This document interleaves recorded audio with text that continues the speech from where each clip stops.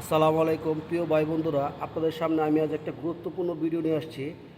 তো বাংলাদেশের থেকে অনেক হ্যাকাররা ইমো, হোয়াটসঅ্যাপ হ্যাক করতেছে।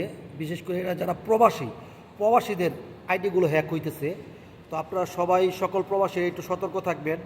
তো যারা আপনাদেরকে আপনার SMS দিবে, মানে মেসেজ করবে, সে কিন্তু ভয়েস দিবে না। আর আপনি তাকে অবশ্যই বুঝতে পারবেন একমাত্র হ্যাকার হ্যাক করছে কিনা, যে তাকে বলবেন যে ভয়েস দেওয়ার জন্য। ভয়েস দিলে আপনি শিওর হইতে পারবেন।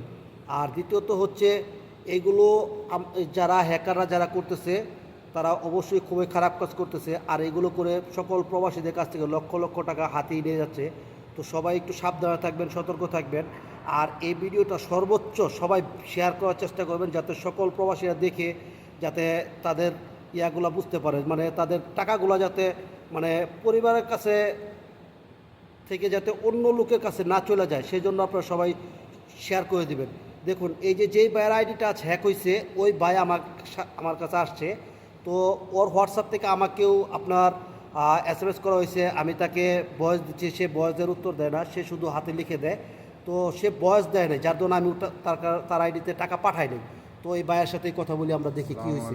আপনার মতন যারা আপনারা প্রবাসী আছেন, তারা সব সময় নিজের ফ্যামিলিকে বলে রাখবেন যে আমি যতক্ষণ পর্যন্ত ভয়েস না দেই, বাট আপনাদের সঙ্গে ফ্যামিলির সঙ্গে কথা না বলি, শিওর না হয় আপনারা কেউ প্রতারিত হবেন না আমার মতন। আমি নিজে একজন প্রতারকদের শিকার প্রতারকদের শিকার, ঠিক আছে? তা আমার মতন আপনারাও এইরকম প্রতারকের হাতে পড়ে নিজের জীবনটা ধ্বংস করে দেন না, ফ্যামিলির হাসি খুশি নষ্ট করেন না। দেখেন, এই প্রবাসে এসে আমরা এত খাটাখাটনি করে কষ্ট করে টাকা উপার্জন করি, সেই টাকা আমরা দেশে পাঠাই।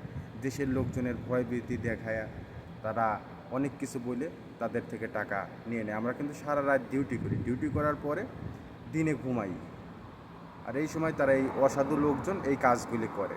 যে আপনারা যাই, তো তোমার যখন ফোন দিছে, তুমি সকালবেলা ফোন রিসিভ করতে পারো না আজকে? না, আমি ঘুমেছিলাম, তারপরে রাত্রে ডিউটি করছি, আমি ঘুমেছিলাম, দিনে ঘুমে।